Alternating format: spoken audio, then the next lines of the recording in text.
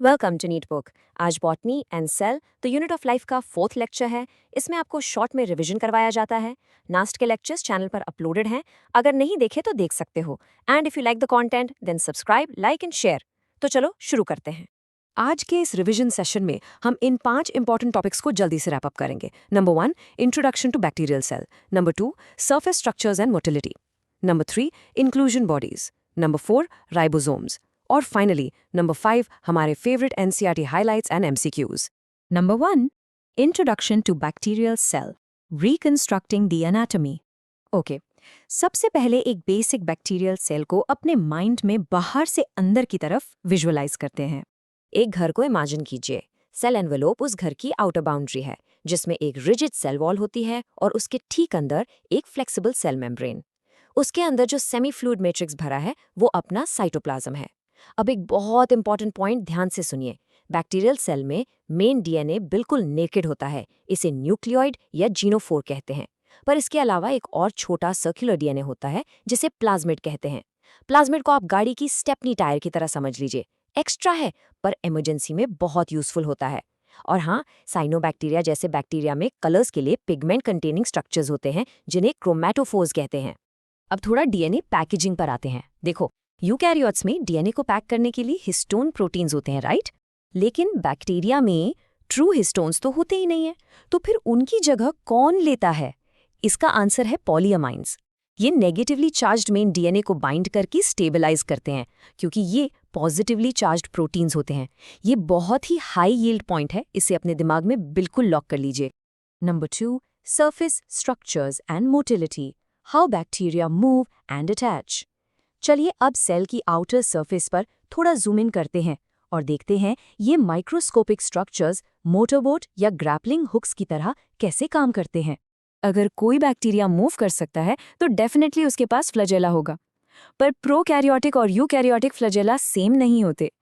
Prokaryotic flagella एक simple फ्लैजेलिन protein से बनता है, जबकि यूकैरियोटिक फ्लैजेला ट्यूबुलिन नाम के थोड़े कॉम्प्लेक्स प्रोटीन से बनता है। ये डायरेक्ट एग्जाम क्वेश्चन बनता है, सो फ्लैजेलिन वर्सेस ट्यूबुलिन का डिफरेंस बिल्कुल क्लियर होना चाहिए। एक बैक्टीरियल फ्लैजेला की बेसिकली 3 मेन पार्ट्स होते हैं, बिल्कुल किसी मोटरबोट के इंजन की तरह। सबसे नीचे बेसल बॉडी होती है, जो सेल एनवेलप के अंदर ठीक से फिट होती है।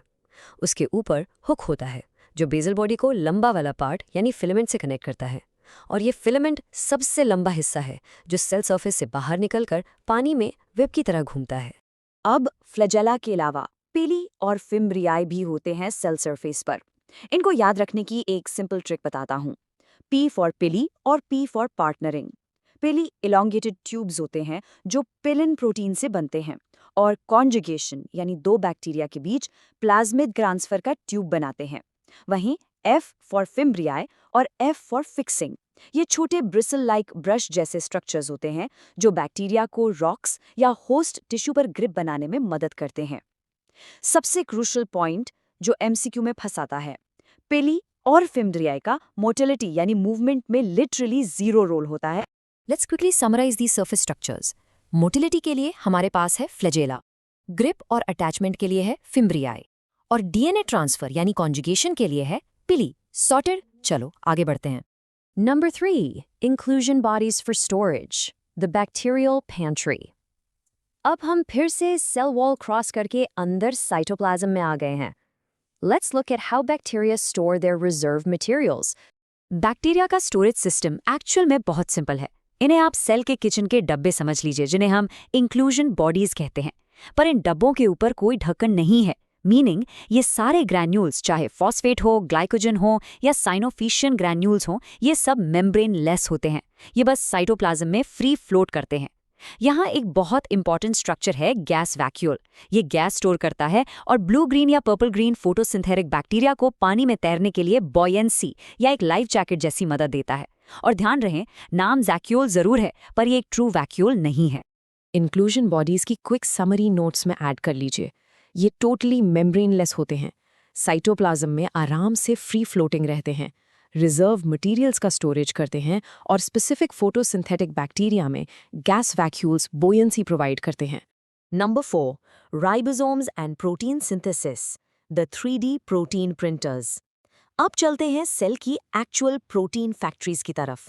इन्हें सबसे पहले 1953 में जॉर्ज पैलेडे ने डिस्कवर किया था, इसलिए इन्हें पैलेडे पार्टिकल्स भी कहते हैं। राइबोसोम्स हर लिविंग सेल में मिलते हैं, पर इनका साइज वैरी करता है। प्रोकैरियोट्स में 70s राइबोसोम्स होते हैं, जो 50s लार्ज और 30s स्मॉल सब यूनिट से बनते हैं।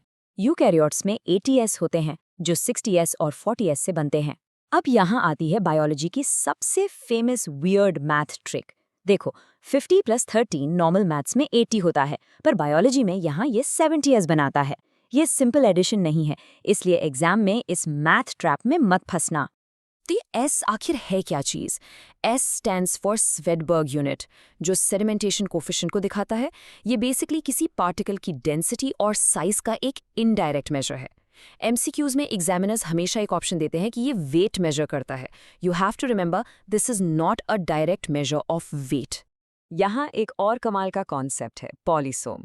जब एक सिंगल mRNA स्ट्रैंड, जो कि एक ब्लूप्रिंट टेप जैसा होता है, उस पे बहुत सारे राइबोसोम्स एक साथ अटैच हो जाते हैं प्रोटीन बनाने के लिए, तो उस चेन को पॉलीसोम या पॉलीराइबोसोम कहते हैं।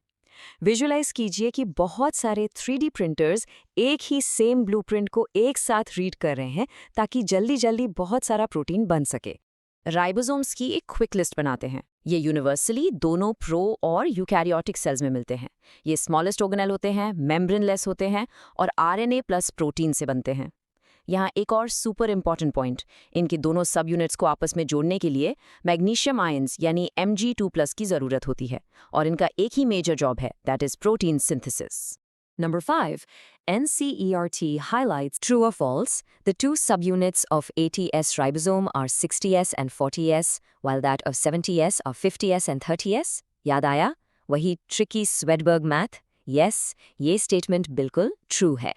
NCERT का 100% चैप्टर कवरेज इंश्योर करने के लिए let's quickly review the flagella arrangements. अगर बैक्टीरिया के एक एंड पर एक सिंगल फ्लैजुलम है तो मोनोट्रिकस।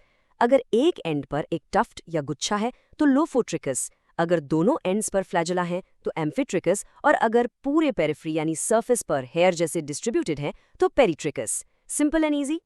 और इस रिवीजन सेशन को हम एक फाइनल थॉट के साथ एंड करते हैं। सोचिए, अगर आप एक बैक्टीरियम होते, एक तेज बहती नदी के करंट में सर्वाइव करने और अपने पड़ोसी को अपना सर्वाइवल ट्रेट पास करने के लिए आप किन दो सरफेस स्ट्रक्चर्स का सबसे ज़्यादा यूज़ करते? आपको करंट के अगेंस्ट पत्थर पर ग्रिप बनाने के लिए फिम्ब्रियाई चाहिए होंगे, और उस सर्वाइवल ट्रेट वाले प्लाज्मेट को नेबर तक पहुंचाने के लिए पिली का ब्रिज बनाना होगा। आई होप ये सेशन आपके लिए हाई यील्ड रहा होगा। Keep revising, stay totally focused, and I will see you in the next one.